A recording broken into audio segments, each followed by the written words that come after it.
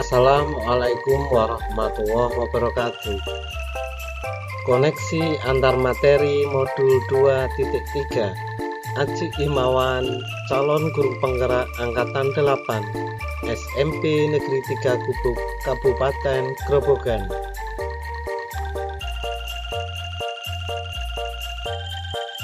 Dengan fasilitator Bapak Didik Muhammad Akbar, Bapak pengajar praktek Bapak Habibi.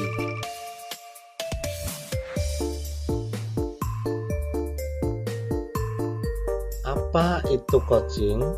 Coaching merupakan proses kolaborasi yang fokus pada solusi, berorientasi pada hasil dan sistematis, di mana coach memfasilitasi peningkatan atas performa kerja, pengalaman hidup, pembelajaran diri, dan pertumbuhan pribadi dari sang coach. Bagaimana penerapan coaching untuk supervisi akademik? Salah satu keterampilan yang dapat mengarahkan murid untuk menemukan jati diri dan melejitkan potensi mereka adalah keterampilan coaching. Dengan keterampilan coaching, harapannya murid lebih terarah dan dapat menyelesaikan masalahnya sendiri yang pada akhirnya dapat meningkatkan potensi mereka.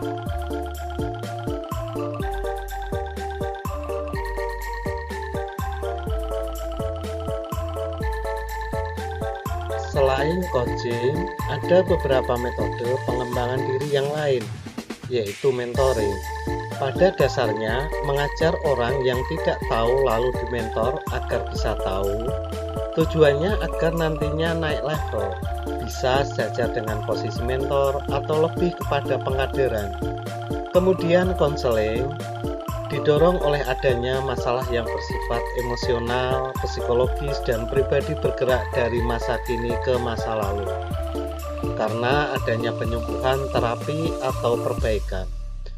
Yang selanjutnya, fasilitasi, membantu memudahkan kelompoknya dalam mengidentifikasi dan memecahkan masalah atau membuat keputusan untuk meningkatkan efektivitas kelompok itu. Yang selanjutnya adalah training, mengembangkan pengetahuan dan keterampilan train. Hubungan antara seorang ahli dan kelompok yang perlu ditingkatkan pengetahuan dan keterampilannya.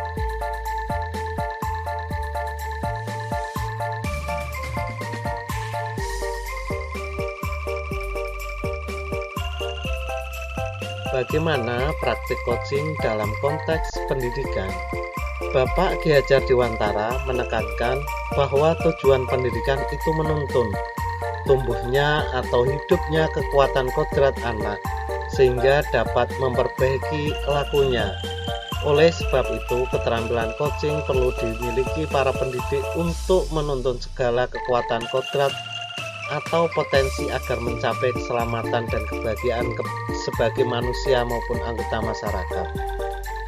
Sebagai seorang guru dengan semangat Tuturi Handayani, maka perlulah kita menghayati dan memaknai cara berpikir atau paradigma berpikir Ki Hajar Dewantara sebelum melakukan pendampingan dengan pendekatan coaching sebagai salah satu pendekatan komunikasi dengan semangat among atau menuntun.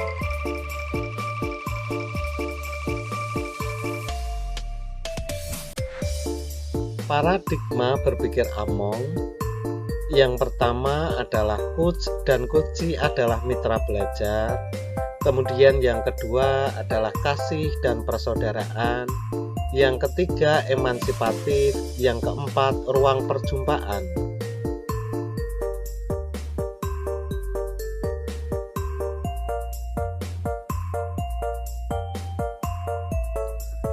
Apa paradigma berpikir coaching? Yang pertama adalah fokus pada coachee atau rekan yang akan dikembangkan.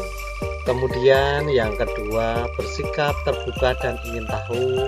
Yang ketiga, memiliki kesadaran diri yang kuat.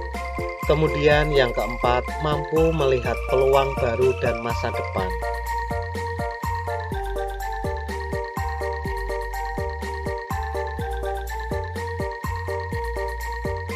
Prinsip coaching ada 3. Yang pertama adalah kemitraan, yang kedua adalah proses kreatif, yang ketiga memaksimalkan potensi.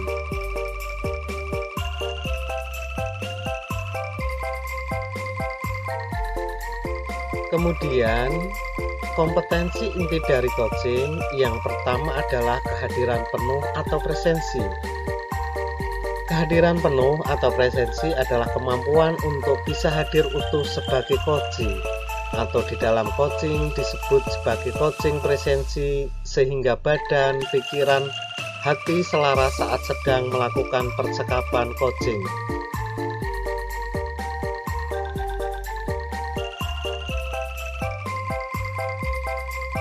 Yang kedua adalah mendengarkan aktif. Seorang coach yang baik akan mendengarkan lebih banyak dan lebih sedikit berbicara saat menyimak atau mendengarkan aktif. Elemen pertama yang perlu diperhatikan adalah menangkap kata kunci yang terucap oleh coach.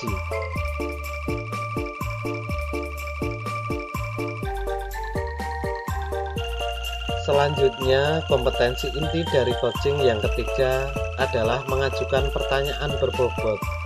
Pertanyaan yang diajukan seorang coach diharapkan menggugah orang untuk berpikir dan dapat menstimulasi pemikiran coach, memunculkan hal-hal yang mungkin belum terpikirkan sebelumnya, mengungkapkan emosi atau nilai dalam diri dan yang dapat mendorong coach untuk membuat sebuah aksi bagi pengembangan diri dan kompetensi.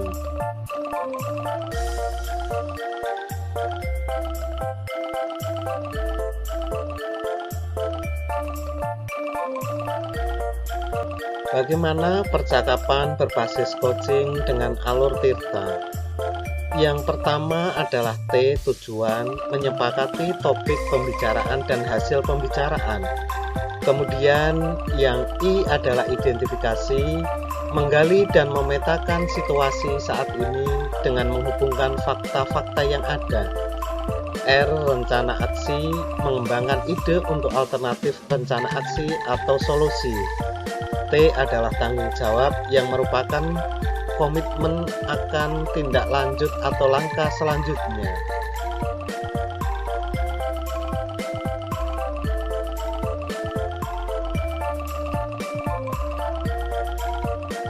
Refleksi, pengalaman atau materi pembelajaran yang baru saja saya peroleh adalah konsep coaching secara umum dan konsep coaching dalam konteks pendidikan, kemudian paradigma dan prinsip berpikir coaching, kompetensi inti dan alur Tirta sebagai alur percakapan coaching, supervisi akademik dengan paradigma berpikir coaching.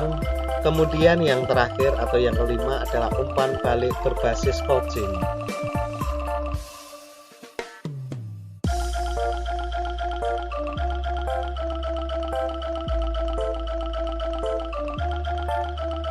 Refleksi, emosi-emosi yang dirasakan terkait pengalaman belajar. Yang pertama, dengan melakukan praktek coaching, saya merasa lebih mudah untuk berkomunikasi dengan teman yang lain atau rekan sejawat, baik tentang permasalahan sekolah maupun yang lainnya yang berhubungan dengan seluruh kegiatan di sekolah.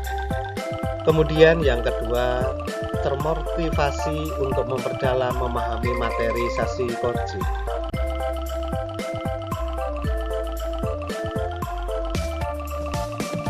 Untuk yang C adalah apa yang sudah baik berkaitan dengan keterlibatan saya dalam proses belajar. Yang pertama, saya sudah mengikuti sesi belajar dan eksplorasi konsep modul 2.3. Kemudian yang kedua, mempraktekkan keterampilan percakapan coaching dengan alur Tirta bersama rekan calon guru penggerak.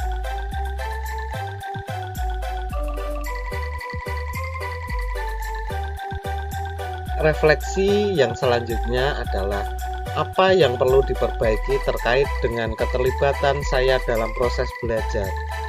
Yang perlu diperbaiki adalah saya harus lebih fokus dalam belajar dan manajemen waktu atau mengelola waktu.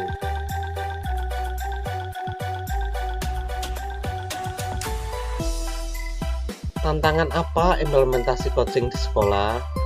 Tantangan untuk yang murid di mana kami berada di jenjang SMP, yang mana murid atau peserta didik dalam usia masih SMP tentu pemikiran mereka belum matang dalam mengambil sebuah keputusan, sehingga akan menyulitkan dalam mengidentifikasi kekuatan dan potensinya.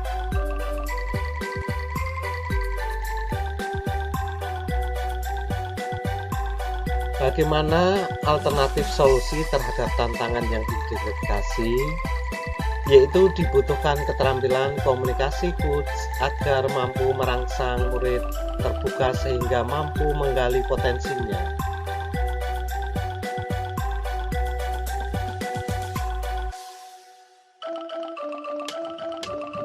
Analisis untuk implementasi dalam konteks calon guru penggerak memunculkan pertanyaan kritis yang berhubungan dengan konsep materi dan menggalinya lebih jauh. Bagaimana kita dapat fokus dalam pelaksanaan coaching? Sebagai coach maupun coachee, langkah pertama yang dilakukan adalah mencari tempat yang tenang dalam pelaksanaan coaching, sehingga meminimalisir gangguan dari luar. Selain itu, dimungkinkan juga HP untuk off, karena tidak jarang fokus dapat terdistract dengan banyaknya notifikasi yang ada di handphone. Secara intrinsik, fokus dapat diperoleh dengan melakukan persiapan dan ketenangan hati, sehingga dapat mengesampingkan permasalahan yang lain. Terkhusus untuk coachee dapat memiliki hati yang terbuka dan ingin tahu, sehingga fokus dalam memperhatikan coachee dapat terjaga.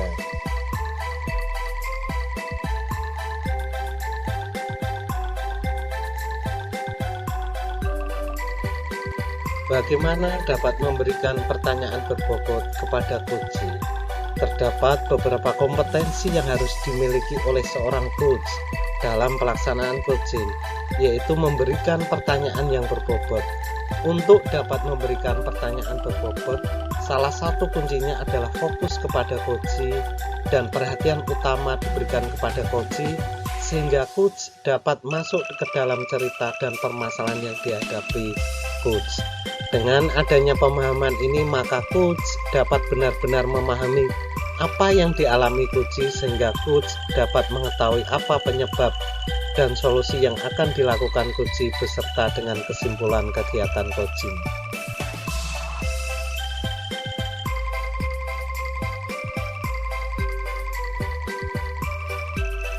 Mengolah materi yang dipelajari dengan pemikiran pribadi sehingga tergali wawasan insight baru.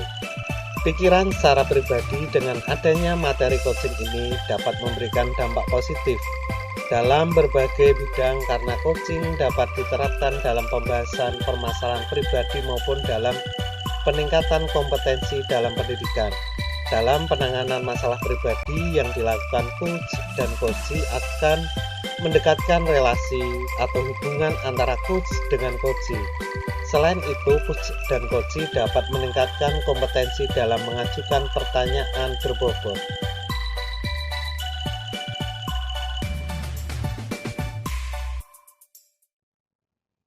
Menganalisis tantangan yang sesuai dengan konteks asal calon guru penggerak baik tingkat sekolah maupun daerah.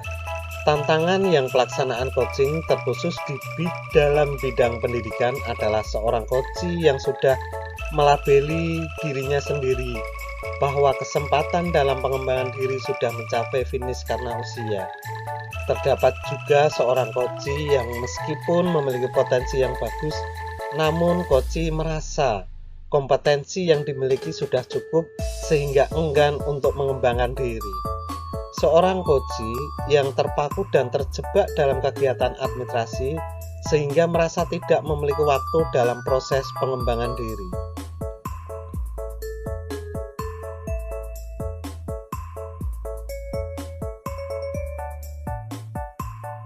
Membuat keterhubungan pengalaman masa lalu. Calon guru penggerak merupakan pendidik yang bersedia belajar hal baru untuk mengembangkan diri sebagai bekal untuk bergerak ke arah yang lebih baik, untuk memenuhi kebutuhan murid yang pada dasarnya sesuai dengan filosofi Bapak Ki Hajar Dewantara, yaitu memerdekakan murid. Pergerakan ini akan lebih maksimal jika timbul dari motivasi intrinsik pendidik itu sendiri. Sehingga modul 2.1 pembelajaran untuk memenuhi kebutuhan belajar murid sangat membantu dan menjadi bekal calon guru penggerak dapat melangkah untuk memberikan yang terbaik kepada murid sesuai dengan gaya belajar, kebutuhan murid, dan talenta atau kemampuan murid yang ingin dikembangkan. Dalam modul 2.1, calon guru penggerak dapat mengetahui langkah-langkah yang harus dilakukan untuk menerapkan pembelajaran berdiferensiasi. Calon guru penggerak mengenal kesiapan belajar murid, sehingga calon guru penggerak dapat mempersiapkan bahan ajar yang mendukung siswa mengikuti pembelajaran. Calon guru penggerak dapat mengelompokkan murid berdasarkan kemampuan dan pemahaman dasar murid.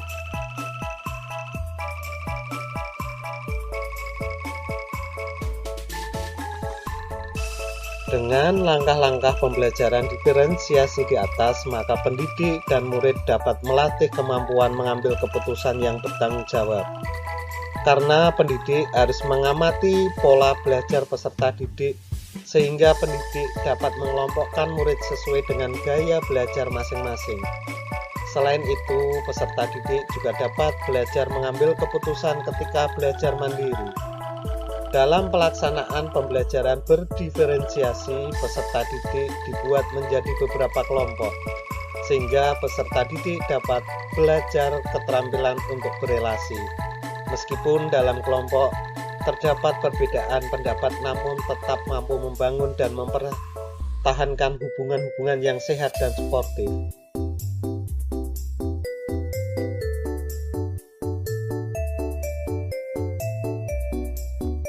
Penerapan di masa mendatang perlu berkaca dengan pengalaman yang telah dilakukan sebagai proses evaluasi dalam pembelajaran.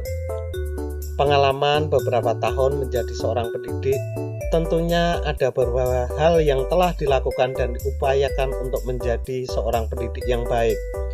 Beberapa upaya yang telah dilakukan tentu ada yang selaras dengan materi dalam modul 2.1 pembelajaran berdiferensiasi. Berdasarkan hal tersebut, materi dari pembelajaran berdiferensiasi yang telah diterapkan adalah: pembelajaran berdiferensiasi akan memproses siswa lebih maksimal jika dikaitkan dengan pembelajaran sosial, emosional, dan menetapkan dan mencapai tujuan positif, kemudian membuat keputusan yang bertanggung jawab.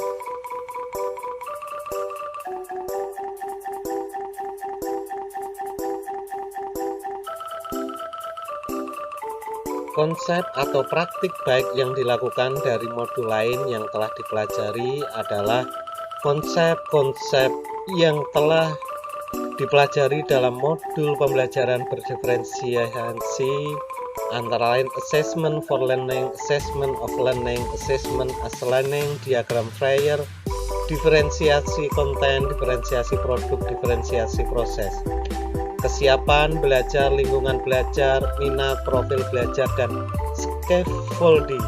Setiap materi yang telah dipelajari sangat penting untuk didalami lebih lanjut dan diterapkan dalam proses pembelajaran. Setiap materi berperan penting sesuai dengan posisi dan porsinya masing-masing. Jika salah satu hal dari materi tersebut tidak dilaksanakan, maka proses pembelajaran berdiferensiasi tidak dapat berlangsung dengan maksimal.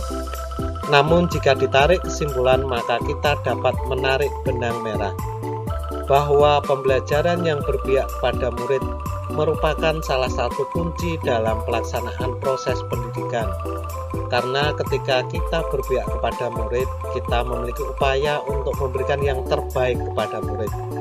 Maka kita akan berjuang melaksanakan setiap step dan proses pendidikan yang terbaik daripada apa yang dapat kita lakukan. Jadi mari tetap semangat dan berupaya konsisten dalam berkomitmen untuk terus melaksanakan pembelajaran student centered praktek baik yang dilakukan CGP, mengenal kesiapan belajar murid sehingga CGP dapat mempersiapkan bahan ajar yang mendukung siswa. Mengikuti pembelajaran, calon guru penggerak dapat mengelompokkan murid berdasarkan kemampuan dan pemahaman dasar murid. Calon guru penggerak mengenal minat murid sehingga murid dapat lebih semangat dan memiliki motivasi intrinsik untuk mengikuti proses pembelajaran tersebut.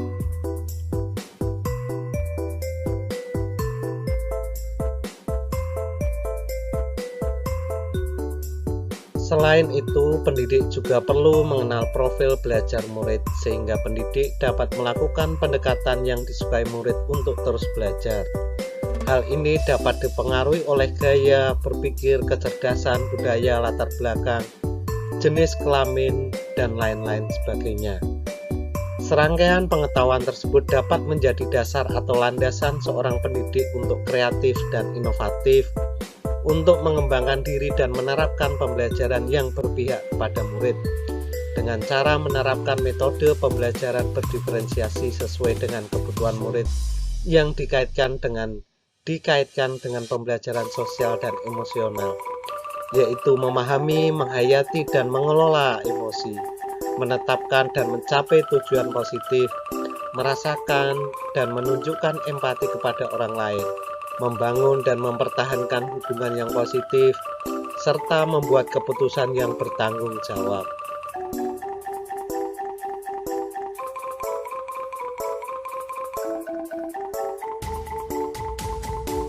Demikian dari saya, Aji Imawan. Salam guru penggerak, tergerak, bergerak, menggerakkan. Wassalamualaikum warahmatullahi wabarakatuh.